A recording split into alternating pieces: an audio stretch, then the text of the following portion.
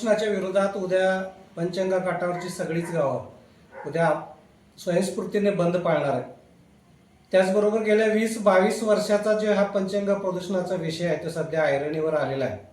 याचं कारण इतकंच आहे की गेल्या 20 वर्षामध्ये या प्रदूषणाचे दुष्परिणाम इथला पंचगंगा काठावरील नागरिक आणि शेतीला भोगावे लागत आहे।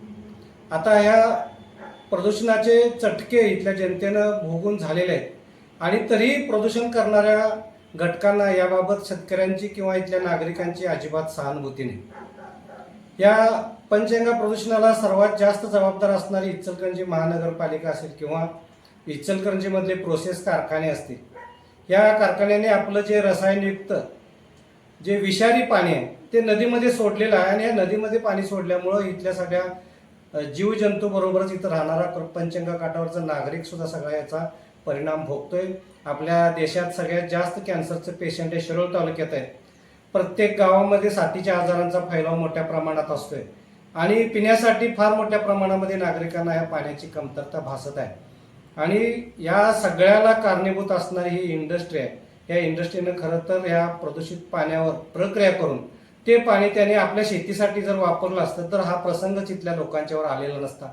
पण या पंचगंगेला स्वतः गटरगंगा समजून या लोकांनी या पंचगंगेमध्ये आपलं दूषित पाणी सगळं सोडलेलं आहे आणि ही इचलकरंजीची नगरपालिका मात्र चांगलं पाणी आपल्या कृष्णेचं इथून लांबून येऊन घेऊन जातात। माझी विनंती आहे, जर तुम्हाला एक प्रोसेसचं पाणी आणि तुमच्या मैलायुक्त पाणी जर पंचगंगेमध्ये सोडायचं तुम्हाला थांबवता येत नसेल तर तुम्ही इथलं कुरुंदवाडचं पाणी घेणारं ते बंद करा आणि तिथं तुम्ही टाकवड्याच्या ज्या काळा ओढा ज्या ठिकाणी तुमच्या पंचगंगा नदीमध्ये मिक्स होतोय त्या ठिकाणी तुम्ही इंटेकवेल बसवून तिथनं पाणी उपसान ते तुम्ही इचलकरंजी नागरिकांना द्या। म्हणजे ह्या प्रदूषणाचे चटके काय असतात ते इचलकरंजीतल्या नागरिकांना कळतील आणि मग इथं नागरिक कुठल्या दुष्परिणामांना सामोरे चालला याची जाणीव या लोकांना होईल। माझी या 11 गावातल्या सगळ्या जनतेला एक आव्हान आहे, उद्या तुम्ही बंद पाळलेला आहे, उत्स्फूर्तपणे बंद होईल, 100% सगळा बंद होईल। पण उद्या नुसता बंद पाळून हे होणार नाही तर तुम्ही सगळ्यांनी उद्या पंचगंगा काठावरील या प्रदूषणाला जबाबदार असणारा जो काळा ओढा आहे त्या काळा ओढा बंद करावा अशी आमची अपेक्षा आहे आणि प्रशासनाबरोबर 2 बैठका झाल्या तरी अजून त्यामध्ये या प्रशासनानं भूमिका घेतलेली नाही।